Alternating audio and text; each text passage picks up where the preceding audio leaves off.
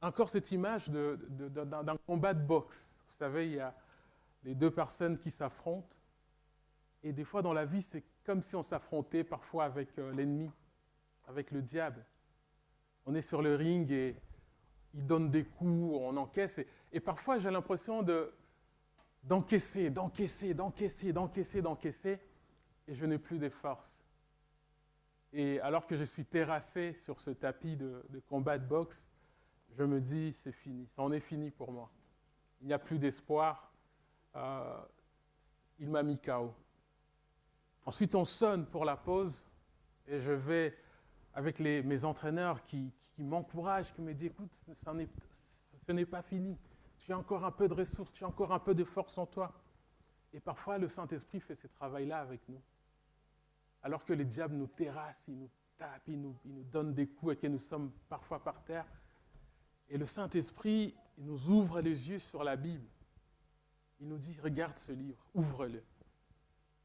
On est là, je n'ai plus de force, j'ai tellement encaissé des coups, j'en ai tellement pris de toutes parts, je n'ai plus de force, je ne sais plus comment faire. Et le Saint-Esprit nous dit, ouvre ce livre. Et alors que je m'approche vers ce livre et que je l'ouvre, je passe les pages, et puis je vois en Matthieu 6, versets 25 à 34, je lis en fait ce texte et je vois que le Seigneur, par 3 fois, il va me dire, ne t'inquiète pas, ne t'inquiète pas, ne t'inquiète pas. Par 3 fois, il va me le dire. Et c'est comme si ces entraîneurs, en fait, ils me disaient, tu en es encore capable, ne t'inquiète pas, ne pense pas à ton adversaire, pense à toi-même, pense à la force que tu as. Et là, je me relève avec la force que j'ai prise en écoutant cette parole du Saint-Esprit et j'attaque en mon tour l'ennemi pour le terrasser. Amen. Parfois, j'ai vraiment ces images-là. Et c'est pour cela que ce matin, j'aimerais vous parler sur les inquiétudes. Les inquiétudes, en réalité, ne font pas de distinction parmi les humains. Qu'on soit homme, femme, noir, blanc, riche, pauvre, etc. Elles attaquent tout le monde, elles vont chez tout le monde, elles toquent sur la porte, elles toquent sur les pensées, la porte des pensées, la porte de l'intelligence, la porte de la réflexion de tout un chacun. Elles tapent et elles attendent si on n'ouvre pas la porte. On va lire ce passage dans Matthieu 6, 25 jusqu'à 34 qui nous dit « C'est pourquoi je vous dis, ne vous inquiétez pas de ce que vous mangerez et boirez pour vivre, ni de ce dont vous habillerez votre corps. La vie n'est-elle pas plus que la nourriture, et le corps plus que le vêtement? Regardez les oiseaux du ciel. Ils ne sèment pas et ne moissonnent pas. Ils n'amassent rien dans le grenier. Et votre Père céleste les nourrit. Ne valez-vous pas beaucoup plus qu'eux? Qui de vous, par ses inquiétudes, peut ajouter un seul instant à la durée de sa vie? Et pourquoi vous inquiétez-vous au sujet du vêtement? Étudiez comment poussent les belles fleurs des champs. Elles ne travaillent pas, elles ne tissent pas. Cependant, je vous dis que Salomon lui-même, dans toute sa gloire, n'a pas eu d'aussi belle tenue que l'une d'elles. Si Dieu habille ainsi l'herbe de champ, qui existe aujourd'hui et qui demain sera jetée au feu, ne le fera-t-il pas bien plus volontiers pour vous, gens de peu de foi? Ne vous inquiétez donc pas et ne dites pas que mangerions-nous, que boirions-nous, avec quoi nous habillerons-nous. En effet, tout cela, ce sont les membres des autres peuples qui les recherchent. Or, votre Père céleste sait que vous en avez besoin. Cherchez d'abord le royaume et la justice de Dieu, et tout cela vous sera donné en plus. Ne vous inquiétez donc pas du lendemain, car le lendemain prendra soin de lui-même. À chaque jour suffit sa peine. Amen. Et c'est vraiment un encouragement que j'ai pour nous ce matin. Un encouragement. Je voudrais vraiment vous encourager, si je parviens à vous encourager ce matin, en tout cas à vous inciter à ne pas vous inquiéter, je pense que j'aurai accompli ma mission ce matin. Alors l'inquiétude, on pourrait peut-être déjà commencer par définir ce que c'est que l'inquiétude en fait. Et la première définition de ce mot, c'est que c'est un état pénible déterminée par l'attente d'un événement ou d'une souffrance que l'on craint par l'incertitude où l'on est, en fait, tout simplement. Et puis une deuxième définition qui dit tout simplement que c'est une insatisfaction de l'esprit qui est tourmenté. Insatisfaction de l'esprit qui est tourmenté. Alors, comme synonyme, il y en a énormément. Il y en a énormément de synonymes pour le mot inquiétude. Donc, il y a angoisse, anxiété, nervosisme, nervosité, crainte, souci, anxiété. Ah oui, ça je l'avais déjà dit. Désagrément, malaise, préoccupation, affolement, agitation, alarme, alerte, appréhension, chagrin, impatience, incertitude, instabilité, mal, malaise, obsession, ombrage, etc., etc.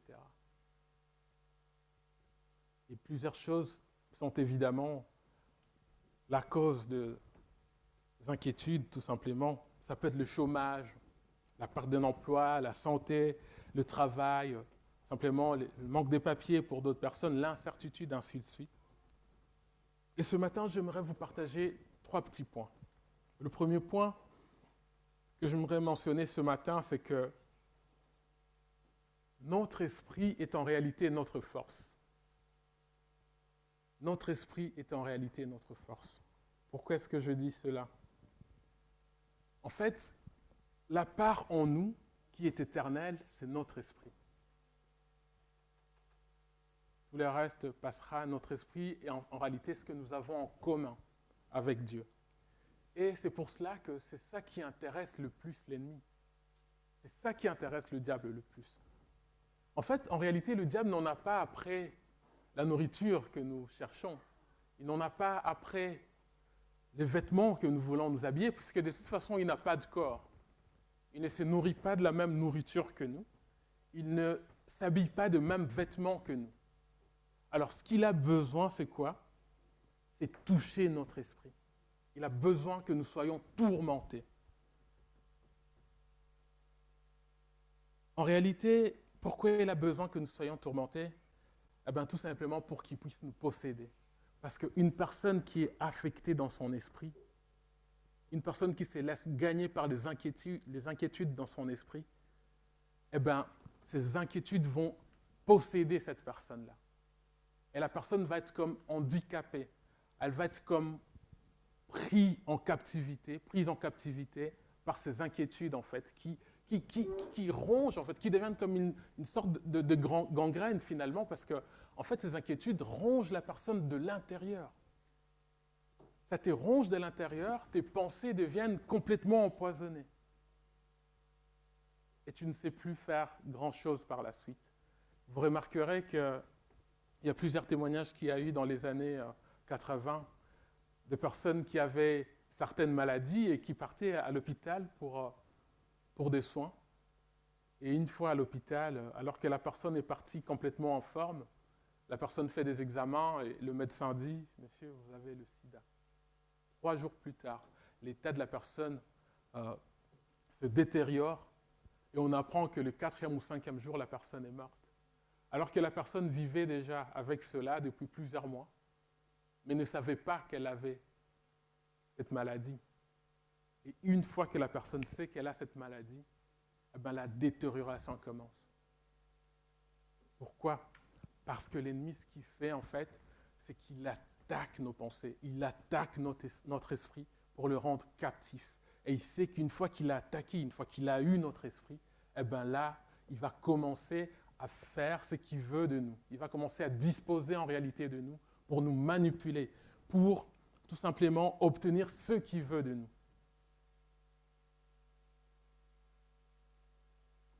Et en fait, ce que j'aimerais te dire ce matin, c'est que Dieu t'appelle à ce que tu fortifies ton esprit. Amen. Dans 2 Timothée 7, il va dire « Car ce n'est pas un esprit de timidité que je vous ai donné, mais un esprit de force. » Alléluia. Il nous appelle à avoir un esprit de force. Ça veut dire un esprit qui résiste aux avances de l'ennemi. Un esprit qui résiste aux attaques de l'ennemi. Parce que la vie, bien aimé, n'est pas facile. Je pense que ça, on le sait tous. Hein. Ça ne vaut pas la peine de le répéter ici. Mais nous devons être préparés. pour affronter la vie. Nous devons être préparés pour affronter la vie. Et la préparation n'est pas uniquement quelque chose qu'on doit faire de manière physique, mais c'est aussi quelque chose que nous devons faire de manière spirituelle. Et d'ailleurs, nous avons plus besoin d'être équipés spirituellement que physiquement. Tout à l'heure, j'ai donné ces deux exemples avec un oiseau blessé qui se meurt dans le ciel. Il n'a rien, il ne sait pas quoi faire. Un aveugle qui est dans le désert et il ne sait pas où aller. Vous vous imaginez être dans ce genre d'état et vous n'avez pas d'appui, vous n'avez rien sur qui compter, vous n'avez personne. C'est un état de détresse terrible, un état de manque d'espoir, d'incertitude. En fait, c'est l'enfer, entre guillemets. Mais nous avons le Seigneur, amen, sur qui nous pouvons nous appuyer, en qui nous pouvons aller puiser de la force, en qui nous pouvons aller puiser, en qui nous pouvons aller nous décharger, en fait, tout simplement. Chez qui nous pouvons venir avec nos fardeaux, avec nos problèmes, avec tout ce qui nous gangrène, tout ce qui nous tourmente, pour le déposer à ses pieds et en sortir complètement libre, complètement léger. Alléluia. Ésaïe 40, 31 nous dit: mais ceux qui comptent sur l'Éternel renouvellent leur force. Ils prennent leur envol comme les aigles. Alléluia. Ils courent sans s'épuiser. Ils marchent sans se fatiguer. Alléluia. Et le Seigneur nous dit: je suis là, je suis là. Vous avez besoin de renouveler vos forces? Venez à moi, venez à moi. Je veux vous aider à renouveler vos forces. Je veux vous aider à ce que vous puissiez marcher sans vous fatiguer. Alléluia. Je veux vous aider à ce que même lorsque l'ennemi vient vous attaquer, que vous soyez capable de résister et de dire: non, je ne me laisserai pas abattre. Non, je ne me laisserai pas anéantir, mais je vais continuer à avancer. Alléluia. Ésaïe 40, 29 nous dit: donne de la force à celui qui est fatigué. Il multiplie les ressources de celui qui est à bout.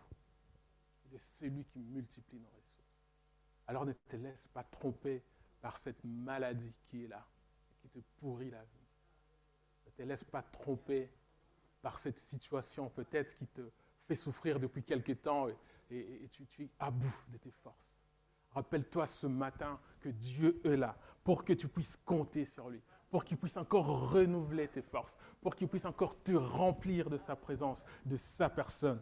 Alléluia. Mon deuxième point ce matin, c'est que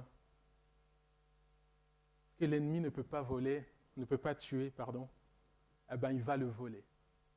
Il va le voler.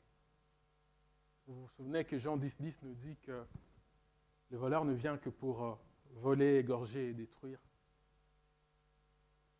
C'est ça en fait le but du diable. C'est pour nous voler, pour nous égorger, pour nous détruire. Lorsqu'il nous voit complètement détruits, anéantis, il puise sa joie là-dedans.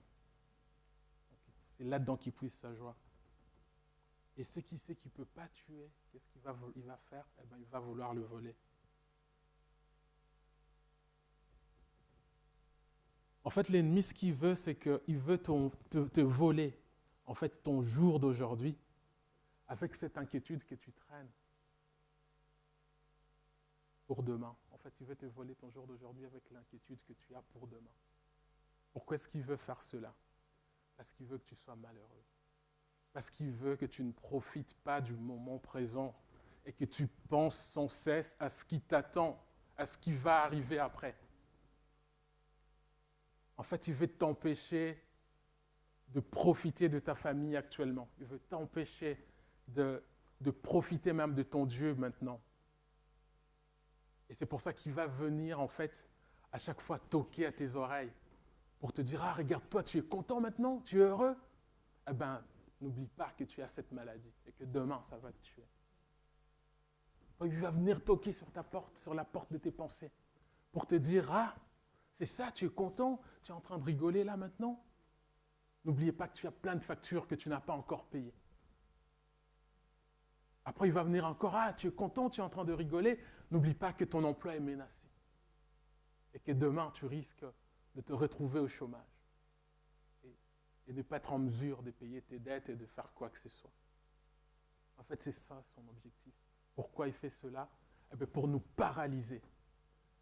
Pour nous paralyser. Et une personne qui est paralysée, en fait, elle est dans... Tout ce qu'elle sait faire, c'est rester allongée, quelque part. Ne plus avoir d'espoir, ne plus avoir de motivation, ne plus avoir de courage, et ne rien faire du tout, en fait, tout simplement. C'est ça, en fait, qui c'est. Mais quel genre de personne allez-vous être ce matin? Est-ce que vous allez faire partie de ceux qui ouvrent leur porte, la porte de leur cœur, à tout ce que l'ennemi vient chuchoter à nos oreilles? Ou plutôt, vous allez être de ceux qui vont résister? C'est une question importante ce matin. Est-ce que l'ennemi pourrait-il menacer de mort qui arrive demain, au point que vous ne puissiez plus du tout jouir de la vie? Est-ce qu'il peut venir aujourd'hui, parce que nous savons tous qu'un jour nous mourrons, n'est-ce pas? La mort fait partie de la vie. Est-ce que l'ennemi aujourd'hui peut venir commencer à chuchoter des choses à tes oreilles pour te dire « Ne fais pas ci, ne fais pas ça, parce que de toute façon, tu vas mourir ». Si nous acceptons cela, qu'est-ce qui va arriver à notre vie? Eh bien, nous serons paralysés à tout jamais. Nous ne ferons plus rien. Parce que nous savons que de toute façon, la finalité, c'est quoi? C'est la mort. C'est qu'il y a une raison de plus pour vraiment être catégorique envers l'ennemi. Parce que nous savons que la mort fait partie de la vie, n'est-ce pas? Pendant que je préparais ce message hier, j'ai reçu un message. Mon téléphone a vibré, et puis j'ai pris mon téléphone et j'ai vu que je venais de part d'une grande cousine à Paris. Et voilà, c'était quelqu'un qui était assez proche, en fait, de moi, de ma famille en général.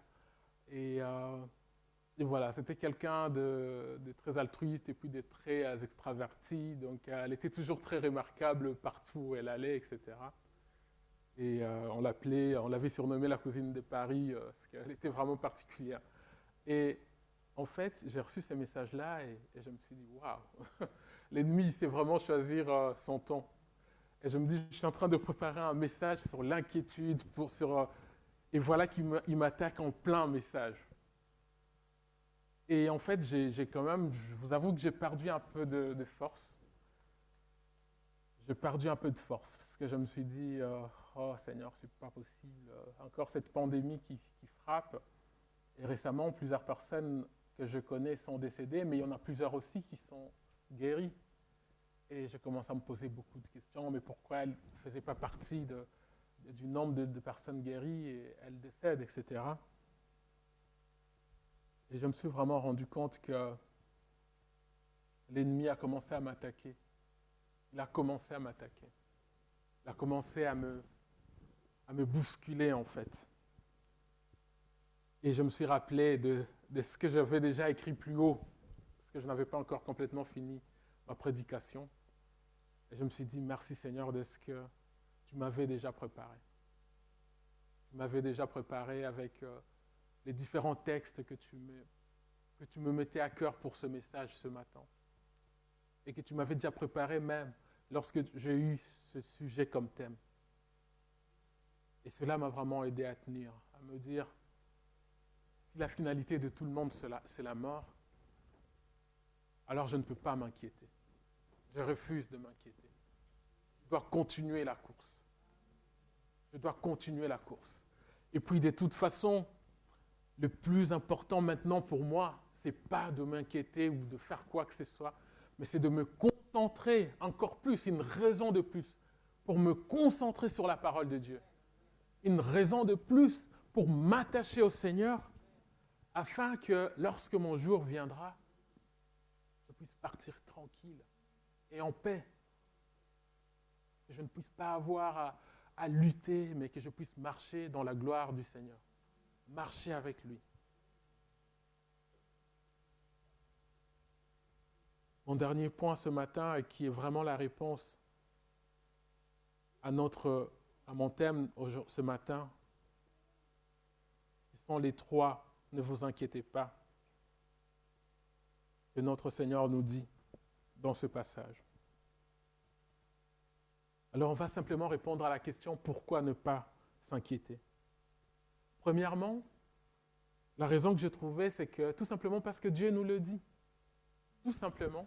Parfois, on peut se dire, oui, mais c'est très facile, etc. Mais le Seigneur nous le dit, ne vous inquiétez pas, tout simplement. Et il le répète ici 3 fois, c'est un peu comme un commandement, il dit, ne vous inquiétez pas. Ne vous inquiétez pas, ne vous inquiétez pas. Pourquoi est-ce qu'il nous le dit? Parce qu'il sait que c'est bénéfique pour nous. Il sait que c'est bénéfique pour nous. Il sait que c'est bénéfique pour notre santé. Comme je disais, lorsque notre esprit est tourmenté, lorsqu'on commence à beaucoup s'inquiéter, eh bien notre corps, qu'est-ce qu'il devient? Eh bien, il en subit les conséquences. Notre corps en subit les conséquences. Et donc, pourquoi ne pas s'inquiéter? Tout simplement parce que le Seigneur nous le dit. Donc, au verset, nous pouvons le voir qu'il nous le dit 3 fois, au verset 25, au verset 31 et au verset 34. Il nous dit, ne vous inquiétez pas. C'est pourquoi je pense qu'il vaut la peine. Je pense qu'il vaut la peine de mettre cette raison-là aussi parmi les raisons, parce que le Seigneur nous les dit tout simplement. Deuxièmement, c'est que nos vies sont très importantes pour s'inquiéter. Il y a encore beaucoup de choses dans la vie qui sont extrêmement importantes pour que nous continuions à nous inquiéter sans cesse. Au verset 25, il est dit, c'est pourquoi je vous dis, ne vous inquiétez pas de votre vie, de ce que vous mangerez ou de ce que vous boirez, ni de votre corps, ni de votre corps, de ce que vous allez mettre. La vie n'est-elle pas plus que la nourriture, et le corps plus que les vêtements? En fait, Jésus soulève ces 3 choses spécifiquement dont il ne faut pas s'inquiéter, mais pour ceux qui connaissent par exemple la pyramide de Maslow, vous connaissez la pyramide de besoins, n'est-ce pas? Et les besoins que Jésus cite ici, en réalité, font partie de besoins de base, mais qui, en réalité, résument tous les besoins, finalement, que nous avons dans la vie. Il cite le manger, le boire et les vêtements, mais en réalité, il est en train de dire, vous ne devez vous inquiéter de rien. Il prend les raisons des bases, en fait, pour que tout le monde puisse se reconnaître là-dedans, en fait. Et il est en train de dire, en fait, vous ne devez pas vous inquiéter de ces choses-là. Et donc, il ne s'agit pas, comme je disais, de ces quelques besoins élémentaires, mais il s'agit de tout. Et donc, vous pouvez prendre un instant pour penser à ce qui vous inquiète le plus pour l'instant, par exemple. Nous ne dirions jamais que ce qui nous préoccupe pour l'instant est beaucoup plus important que la vie elle-même. Je pense qu'aucun d'entre nous peut le dire. Une autre raison de ne pas s'inquiéter, c'est que non seulement nos vies sont importantes, mais nos vies sont également précieuses. Pour celui-ci, Jésus-Christ, en fait, il va utiliser 2 exemples qui sont très simples pour nous et qui sont très faciles à retenir, en fait. Au verset 26, il va dire, « Regardez les oiseaux du ciel, ils ne sèment ni ne moissonnent, ils ne s'amassent ni ne s'amassent dans de greniers, et pourtant votre Père céleste les nourrit. » J'aime bien parce qu'il dit « votre Père céleste ». Il ne dit pas le Père céleste des oiseaux. Il dit « votre Père céleste les nourrit ». N'avez-vous pas plus de valeur qu'eux? Puis au verset 28 à 30, il utilise en fait encore un autre exemple, et il va dire « Et pourquoi vous inquiétez-vous pour les vêtements? Considérez les lys des champs, comment ils poussent. Ils ne travaillent ni ne filent. Mais, je vous le dis, même Salomon, dans toute sa gloire, n'était pas vêtu comme l'un d'eux. Mais si Dieu habille ainsi l'herbe des champs, qui aujourd'hui est vivante et qui demain sera jetée au feu, ne vous habillera-t-il pas beaucoup plus? » Et ensuite, il rajoute « homme de peu de foi ». Et moi, je me dis toujours « petite foi, petit Dieu ». Petite foi, petit Dieu. Ce que nous devons en fait, c'est tout simplement, nous ne devons pas mesurer Dieu à la petitesse en fait de la foi que nous manifestons. Nous ne devons pas mesurer Dieu à la petitesse en fait de la foi que nous manifestons. Nous devons savoir que Dieu est beaucoup plus grand que cela. Dieu est beaucoup plus grand que ce qui nous inquiète. Dieu est beaucoup plus grand que cette situation dans laquelle tu es depuis quelque temps et tu ne vois plus d'issue. Il est beaucoup plus grand que tout cela. Alors ta foi doit grandir pour que tu vois un grand Dieu. Alléluia. Une autre raison de ne pas s'inquiéter, c'est que s'inquiéter ne sert à rien. Ça ne sert à rien, tout simplement. Si nous regardons le verset 27, il est dit, « Et lequel d'entre vous, en étant inquiet, peut-il ajouter une heure à la durée de sa vie ?» C'est une bonne question, n'est-ce pas? En fait, cette question n'est pas vraiment une question, mais c'est ce qu'on appelle une question rhétorique. Ça veut dire que c'est une question qui porte déjà une réponse en soi, en fait. Parce que ça dit déjà tout, en fait. Et en fait, il fait valoir simplement un point très important en posant cette question. C'est vraiment qu'est-ce que ça va améliorer pour toi? Qu'est-ce que cela va te rajouter de t'inquiéter? Si ce n'est que te détruire. Qu'est-ce que cela va faire? Qu'est-ce que ça va t'apporter de passer ta vie à t'inquiéter? Et donc, en réalité, s'inquiéter en soi ne nous aide en rien du tout. Et c'est quelque chose que nous devons complètement abandonner. Une autre raison, c'est que l'inquiétude est pour les non-croyants. Alléluia. L'inquiétude est pour cet aveugle qui est perdu dans le désert et qui n'a rien d'autre à faire, qui ne sait pas quoi faire. L'inquiétude est pour cet oiseau qui est blessé dans le ciel et qui ne sait plus quoi faire. Mais pas pour toi. Pas pour toi. Parce que tu as le Seigneur. Parce que tu es un enfant de Dieu. Parce que tu sais où aller puiser tes forces lorsque tu es inquiet. Parce que tu sais que Dieu est toujours au contrôle dans ta vie. Et donc les inquiétudes ne sont pas pour toi. Les inquiétudes ne sont pas là pour nous faire du bien, mais pour nous détruire.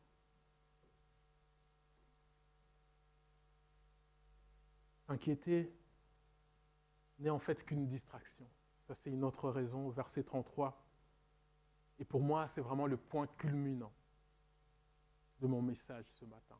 Parce que je trouve que ça répond de manière peut-être beaucoup plus implicite, beaucoup plus directe plutôt, à cette question.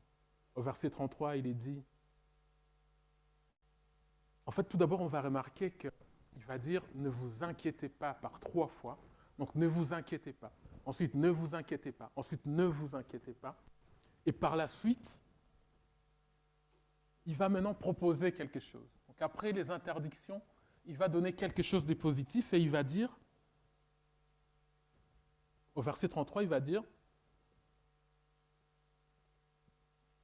cherchez d'abord le royaume des cieux et sa justice, le royaume de Dieu et sa justice. Et toutes ces choses vous seront données par-dessus tout. Amen. Ça veut dire qu'il amène maintenant une solution. Pour nous dire, vous voulez vaincre les inquiétudes? Eh bien, vous devez faire ceci. Cherchez d'abord le royaume des cieux. Et toutes ces choses vous seront données par-dessus tout. Et pendant que je préparais ce message, je me suis dit, waouh, mais c'est vraiment une claque que moi-même je prenais. Pourquoi? Parce que récemment, j'étais beaucoup trop préoccupé au travail, à vouloir améliorer ceci dans mon travail, à vouloir améliorer cela, etc. Et je me suis rendu compte que ça me prenait tellement de temps à un moment donné que je me donnais énormément et que j'ai commencé à presque tout reconsidérer, en fait, dans ma vie.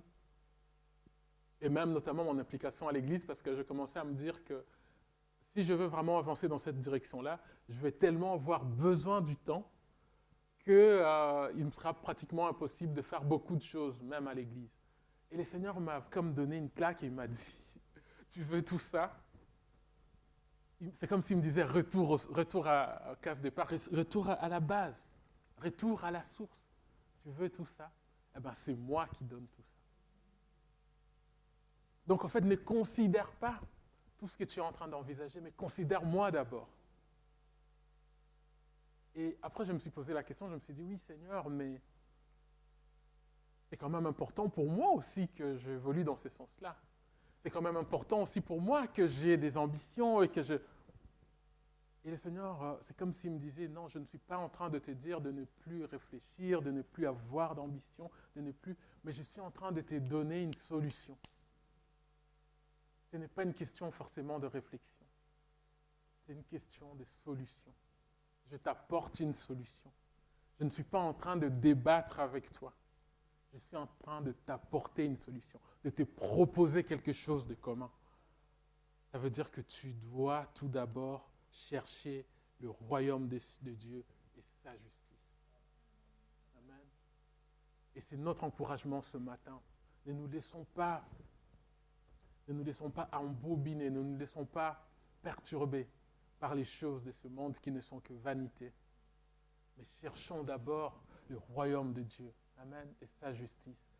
Et nous verrons qu'il n'est pas un homme pour mentir. Il va accomplir en fait ce qu'il nous a promis dans sa vie. Il va accomplir, il va nous accompagner dans chaque étape de notre vie. Et pour finir, mon dernier point ce matin, c'est que la dernière raison de ne pas s'inquiéter, c'est que à chaque jour suffit sa peine, tout simplement. À chaque jour suffit sa peine. La chose la plus importante à laquelle Jésus veut revenir en fait ici, c'est que notre Père céleste, qui est notre Père aujourd'hui, il est aussi notre Père céleste demain. Il est notre Dieu ici et maintenant, il est notre Dieu aujourd'hui, mais il est également notre Dieu demain. Ça veut dire qu'il n'échange pas. S'il ne nous abandonne pas aujourd'hui, il ne va pas nous abandonner demain. Si nous nous attachons à lui aujourd'hui, il ne faut pas qu'on les lâche demain. Ne le lâcherons pas demain. Parce qu'il est notre Père. Attention, je ne suis pas en train de dire, vous savez, il y a cette phrase que les Américains utilisent beaucoup, YOLO, you only live once, ça veut dire on n'est vu qu'une fois. C'est parce que je suis en train de dire que à chaque jour suffit sa peine et que voilà, donc je veux faire ce que je veux, etc. Non. C'est vraiment chaque jour suffit sa peine, mais avec le Seigneur. En s'attachant au Seigneur. En faisant ce qui est bien. Amen.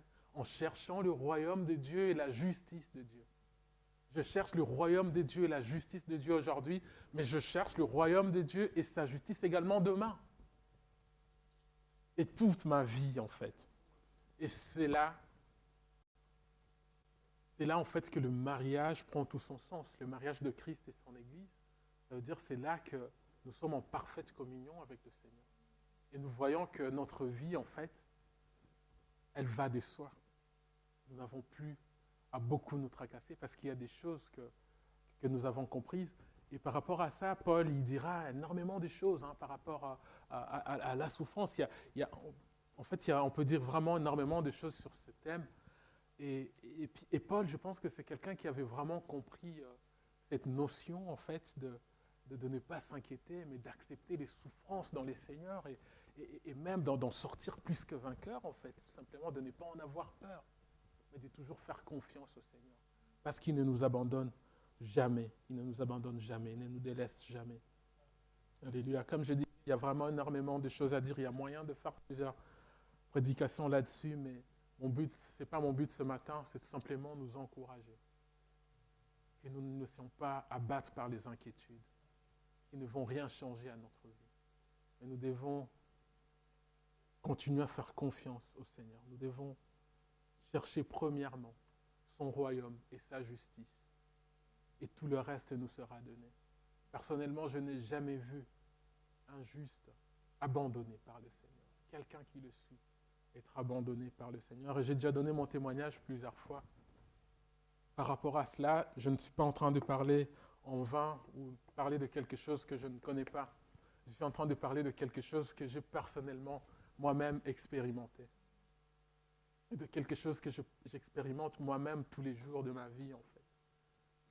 J'ai déjà raconté ce témoignage ici, mais lorsque je suis parti à l'école biblique, tout le monde m'a découragé, même ma propre famille. Et je suis quand même allé là-bas parce que les gens pensaient qu'en partant là-bas, je me mettais un peu en danger parce que j'arrêtais le travail et que je partais là-bas pour apprendre des choses qu'ils estimaient qu'on peut se former soi-même, etc. et acquérir. Parce qu'en plus, dans mon milieu, les personnes avec qui j'ai vraiment grandi sont ancrées dans le Seigneur et ce sont des personnes très intelligentes, etc. et qui ont pu apprendre beaucoup de choses de la Bible par elles-mêmes, etc. et qui font des prédications et qui œuvrent pour le Seigneur de manière extraordinaire. et ils ne comprenaient pas pourquoi est-ce que je ne pouvais pas faire comme eux, etc. Et donc, du coup, plusieurs personnes m'ont découragé. Et lorsque je suis parti à l'école biblique et quand j'y suis ressorti, toute ma vie a été complètement débloquée. Je ne sais pas comment l'expliquer, mais le Seigneur a débloqué toute ma vie. Tout ce qui était bloqué auparavant a été débloqué.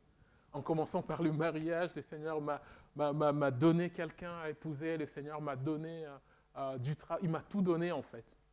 Et les gens qui m'ont découragé, etc., ils se sont rendus tous compte qu'ils s'étaient complètement trompés. Et plusieurs me l'ont dit, on s'était complètement trompé au sujet du Seigneur. Et ce n'est pas juste une histoire que je raconte, mais même encore aujourd'hui. Je le vois avec des collègues avec qui j'ai été, que ce soit à l'université ou à l'école secondaire. C'est pas bien de comparer, etc. Mais quand je vois le fait que je marche avec le Seigneur, comment il m'accompagne chaque jour, dans mes choix, dans mes décisions, dans tout ce que je fais, et que je regarde alors qu'à la base, ils semblaient avoir un avenir beaucoup plus brillant, etc. Et que je vois où est-ce qu'ils en sont, je vois que la vie avec et sans le Seigneur n'est pas pareille. Ce n'est pas pareil du tout. Et c'est pour ça que nous devons continuer à nous attacher à lui. Nous devons continuer à lui faire confiance. Nous ne devons pas lâcher prise. Nous ne devons pas laisser les difficultés et les inquiétudes de la vie venir nous voler notre joie dans le Seigneur. Amen, on va prier. On va prier, je ne sais pas, peut-être qu'il y a des personnes, je ne veux pas faire un appel, mais je vais simplement prier. Vous savez, quand le Seigneur parle comme ça, il utilise des canaux. Moi, je suis un canal ce matin. Et je ne sais pas moi, les choses que j'ai pu dire ce matin, c'est le message que le Seigneur avait pour l'Église ce matin. C'est le message que le Seigneur voulait qu'on puisse écouter ce matin pour être édifié. Et je pense que lorsque le Seigneur fait cela, il donne aussi l'onction par rapport à la prière et par rapport au thème qui a été apporté. Et donc je pense que si vous êtes là et que vous vous reconnaissez dans ce que je vais raconter, je vais simplement prier pour vous. Et je crois fermement que le Seigneur exauce nos prières et qu'il va exaucer cette prière.